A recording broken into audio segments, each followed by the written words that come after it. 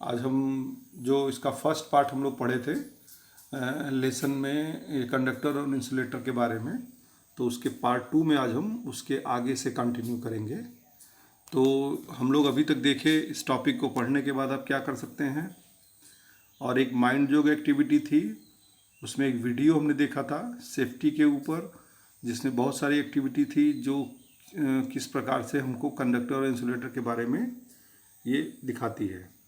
इसके बाद में कंडक्टर इंसुलेटर की डेफिनेशन हमने की थी, दोनों क्या होता है, और एक हमने एटॉमिक स्ट्रक्चर को एक्सप्लेन किया था बैंड थ्योरी के आधार पे। बैंड थ्योरी अभी हम आगे आपको बताएंगे।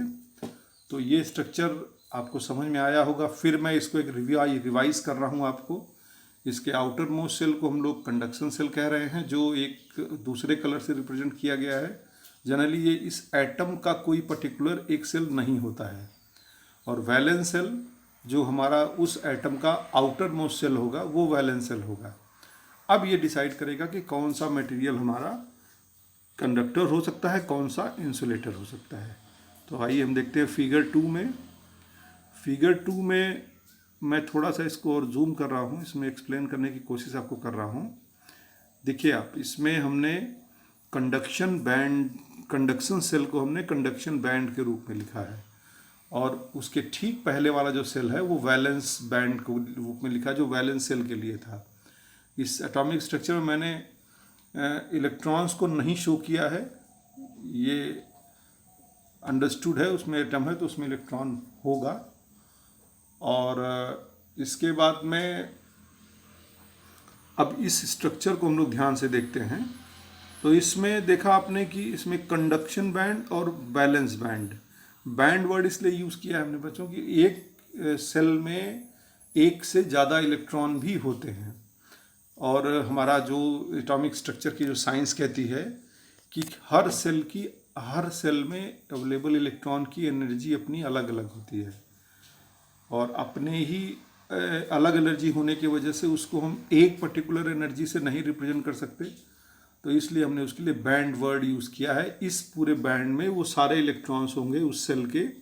इसके नीचे वैलेंस सेल के नीचे और भी इसके ठीक पहले वाले सेल के लिए हम लिख सकते हैं, उसके पहले वाले सेल के लिए लिख सकते हैं, और सबसे जो हमारा न्यूक्लियस के बाद पहला सेल है वो सबसे नीचे आएगा। तो इस सेल को साइंस में हम लोग रिप्रेजेंट करते हैं KLMN, इस तरह से रिप्रेजेंट करेंगे। और इसका और डीप में एक्सप्लेनेशन आपके सिलेबस का पोर्शन नहीं है, पोर्शन तो ये भी सिलेबस का नहीं, लेकिन इसको समझाने के लिए ये बताना आपको ज़रूरी है। बीच में जो गैप दिखाया गया है फर्मी लेवल, फर्मी जो साइंटिस्ट थे उन्होंने इस गैप के बारे में एनालिसिस की थी। तो ये एक एनर्जी गैप होता है, इसके एक्स एक्सिस पे एनर्जी को ही रिप्रेजेंट किया गया है। इसमें ये बता रहा है कि वैलेंस बैंड के इलेक्ट्रॉन्स को कंडक्शन बैंड में अगर मूव कराना है तो उसके पास जब कुछ एनर्जी होगी तभी वो अपने बैंड में मूव करेगा, ऊपर वाले बैंड में। अब वो एनर्जी कितनी होनी चाहिए वही डिपेंड करता है मटेरियल के लिए कि वो मटेरियल हमारा इंसुलेटिंग होगा या कंडक्टिंग होगा। तो अभी थोड़ा आगे देखते हैं इसको हम लोग बैंड थ्योरी के आधार पे। पहले हम लोग बात करेंगे कंडक्टर की, बल्कि मैं कहूँ कंडक्टर से पहले हम लोग इंसुलेटर की बात करेंगे।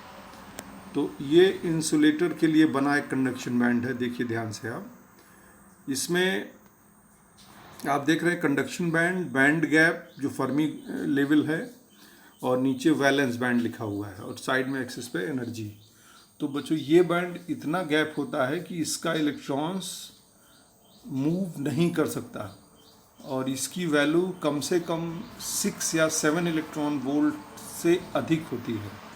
तो अगर हमारा भी कोई भी वैलेंस बैंड का इलेक्ट्रॉन अगले सेल में नहीं जा सकता कंडक्शन बैंड में, जो इमेजिनेशन सेल है, तो हमारा वो मटेरियल इंसुलेटिंग टाइप मटेरियल होगा। और यही इसकी जो बेसिक डेफिनेशन को डिफाइन करता है। कोई भी मेटल जो इंसुलेटिंग मटेरियल होगा उसके लिए स्ट्रक्चर यही होगा।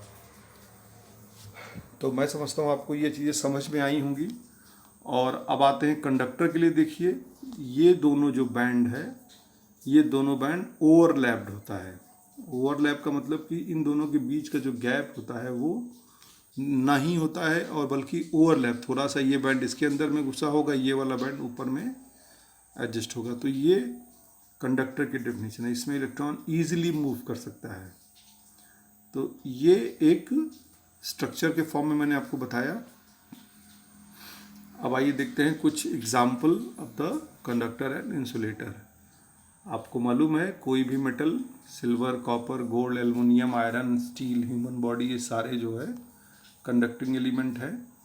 और इंसुलेटिंग में glass, rubber, porcelain, dry paper, dry cotton, would, plastic, ये सारे हमारे कंडक्टिंग मटेरियल है। इसमें एक चीज़ आप लोग ध्यान रखिएगा, वाटर भी हमारा कंडक्टिव होता है।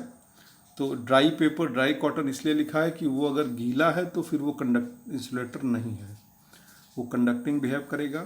इसी तरह से रबर, पोर्सिलीन, कोई भी अगर उस पर पानी से वो भीगा हुआ है तो वो कहीं ना कहीं कुछ ना कुछ कंडक्टिंग पार्ट को शो करेगा। इसके बाद आते हैं, एक फिगर के फॉर्म में मैंने शो किया है, वायर है। वायर में अगर कंडक्टर फ्लो कर रहा है सोर्स से लेके डेस्टिनेशन तक तो दैट इज़ द कंडक्टर।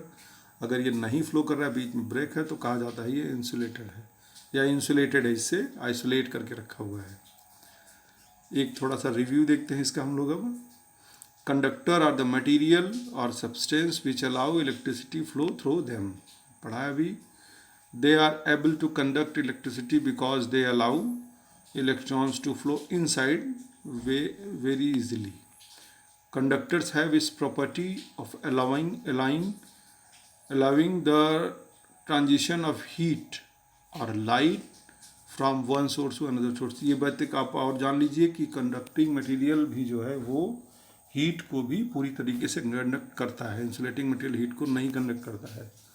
कभी देखा होगा आपने घर में जब किचन में खाना बनता है तो अगर उस बर्तन को नीचे उतारना है तो या तो हम लोग दूसरा कोई मेटल का बना हुआ चीज़ यूज़ करते हैं, वो थोड़ी देर अगर उसके साथ अटैच होगा तो वो भी हीट होता है। लेकिन अगर किसी कपड़े से उतारते हैं तो वो कपड़ा इंसुलेटिंग मटेरियल होगा और वो इंसुलेटिंग मटेरियल का काम करता है, उसमें हीट फ्लो नहीं होती है। Metal, humans, animals bodies, all the conductors, these are reasons we get electric shock. यही रीज़न है कि हम लोग जब कभी किसी इलेक्ट्रिक चीज़ को छूते हैं तो हम लोग को शॉक फील होता है, क्योंकि हमारा बॉडी कंडक्टिव मटेरियल का एक हिस्सा हो सकता है। The main reason is that being an good conductor are human body allow the resistance free path for the current flow from wire to your body. मतलब अगर हमारा शरीर उस सर्किट का पार्ट हो जाता है अगर, तो वो पूरी करंट को फ्लो करने के लिए अलाउ करता है।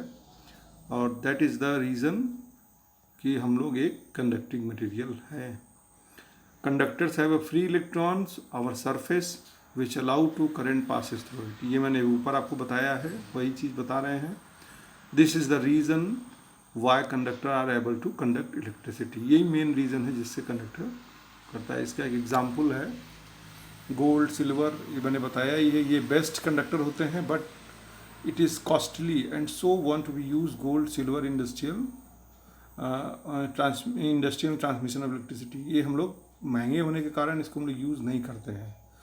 तो इसका जो अल्टरनेटिव है copper, brass, aluminium, steel, good का ये सब गुड कंडक्टर्स हैं जो हम लोग यूज़ करते हैं वायरिंग्स में, और भी चाहे इंडस्ट्रियल पर्पज़ में कहीं भी इसको यूज़ किया जाता है। Application of the conductor, tell us what you think. इसको आप लोग अपनी नोटबुक में लिखिएगा, ये मैंने खाली छोड़ रखा है, ये आपके लिए वर्क है। अब आते हैं थोड़ा review of insulators. Insulators are the material or substance which resist or don't allow to current to flow through them. Simple सी बात है, पढ़ा है हमने अभी। They are not allow to flow heat, ये भी ठीक है। The property which makes insulator different from conductor is it resistivity. इसकी प्रॉपर्टी अलग होती, बिल्कुल सही है। ये इसके लिए एक स्पेशल किसी भी मटेरियल की रजिस्टिविटी के लिए एक फार्मूला है और उसकी कंडक्टिविटी के लिए उसको डिफाइन किया गया है। वो उसके लेंथ और एरिया पर डिपेंड करता है, प्लस वो मटेरियल किस चीज़ का बना हुआ है। इसको हम अगले लेसन में देखेंगे। ये दोनों की प्रॉपर्टी इसमें अलग अलग होती है। Would, cloth, glass, mica, quartz, some are good example of the insulator. Insulators are to also protect they give protecting against the heat, sound and the coarse passes of electricity. ये काम करता है इस तरह का जहाँ पे आपको हीट की ज़रूरत, हीट से बचना है तो हम लोग इसको यूज़ करते हैं। साउंड को प्रोटेक्ट करना है तो बचते हैं हम लोग। Example of the insulators, glass is the best insulator as a highest resistivity, plastic is a good insulator for fine is use make a number of things, इससे बहुत सारी चीज़ें बनाई जाती हैं, जानते हैं आप लोग। Rubber is a common component to make tyres, fire resist cloth, slippers, this is because of very good conductor. आप लोग को कहा भी जाता है जब कभी किसी को इलेक्ट्रिक शॉक लगा हो तो सेफ्टी प्रिकॉशन बताया जाता है, हम लोग उसको लकड़ी से अलग करेंगे या रबर के ग्लव्स पहनेंगे, रबर के स्लीपर्स चप्पल पहन करके ही उसको टच कर सकते हैं। ये चीज़ें इसीलिए हैं, ये हमारा इंसुलेटिंग मटेरियल भी हमारे डेली लाइफ में यूज़ होता है। इसके कुछ एप्लीकेशंस हैं, जैसे कंडक्टर के लिए मैंने बोला था, इंसुलेटर के लिए भी है। Electrical insulator hinder the flow of electrons or passes current through them, which is extremely in the electric circuit board. High voltage system also is coating of electric wire cables. Add more some, आप अपना add करके लिख सकते हैं, लिखेंगे आप कम से कम दो पॉइंट जरूर लिखेंगे आप कि हमारा एप्लीकेशन इंसुलेटर का कहाँ कहाँ होता है, दोनों के बीच का अंतर है। The basic difference between conductor and insulator, conductor allows to current flow through it, insulator don't allow. Electric charge exists on the surface of conductor, electric charge absence in the insulator. Thermal conductivity is very high, thermal conductivity of insulator is very low. Resistance of the conductor is very low, the resistance of the insulator is very high. Copper, gold, silver are some conductors, wood, papers and ceramics are the insulators. Conductors are used to make electrical equipments, insulator are use to insulating electrical equipment safety purpose. कुछ important question मैंने दिए हैं। मैंने जो ऊपर आपको atomic structure की bond theory explain की है उसका मैंने कहीं पर रिटन में नोट्स में नहीं दिया है। मैं आपको जो अलग से नोट सर्कुलेट करूँगा उसमें भी ये चीज़ें रिटन में नहीं है, तो इसको आप लोग नोटबुक में अपनी लैंग्वेज में बना करके आप लिखेंगे। कोई भी लैंग्वेज यूज़ कर सकते हैं, हिंदी या इंग्लिश, लेकिन इसको लिखेंगे ज़रूर, उस स्ट्रक्चर को जो आपने समझा है वो ज़रूर लिखेंगे। Identify the conductors and insulator for the following figures which use in your follow। इसमें मैंने कुछ फिगर्स दिए हैं जो आपकी क्लासरूम में, घर में, एजुकेशन में यूज होते हैं, उसमें चेक करना है कौन सा कंडक्टर हो सकता है, कौन सा इंसुलेटर। तो eraser, metal, pen, paper envelope, pencil, paper clip, chalk, coin, spoon, nails, कौन सा कंडक्टर हो, कौन सा इंसुलेटर लिखिएगा। इसी पे बेस्ड एक मैं आपको प्रोजेक्ट भी दे रहा हूँ, इसमें आपको इसकी स्टडी से रिलेटेड है। Identify the conductor at your home, कौन कौन सी चीज़ें आपके अकॉर्डिंग कंडक्टर हो सकती हैं, कौन सी नहीं हो सकती, ये पहचानना है आपको। तो कंडक्टर की एक लिस्ट बनानी है और उसको कहाँ यूज़ कर रहे हैं आप। इसी तरह से इंसुलेटर को अपने घर में पहचानिए और उसको कहाँ यूज़ किया जा रहा है, उसका यूज़ क्या है, और उसके कुछ पिक्चर्स और डायग्राम भी बनाने की कोशिश करिएगा, अपनी कॉपी में पेस्ट करिएगा। और ये डायग्राम पिक्चर जो भी आप बनाएंगे या कलेक्ट करेंगे, ये किसी पुरानी मैगज़ीन से कलेक्ट कर सकते हैं, अपनी कॉपी से देख करके कहीं से बना सकते हैं, नेट का यूज़ कर सकते हैं, लेकिन इसको खुद बनाने की कोशिश करिएगा। आप नहीं बना पाते तो उसकी कॉपी पुराने न्यूज़पेपर मैगज़ीन से कट करके लगा भी सकते हैं। तो ये हमारा all about the insulator and conductor. मुझे उम्मीद है आपको ये टॉपिक पूरी तरह समझ में आया होगा। अगर इस पर कोई कन्फ्यूजन होगा तो मुझे आप पूछ सकते हैं। Thank you.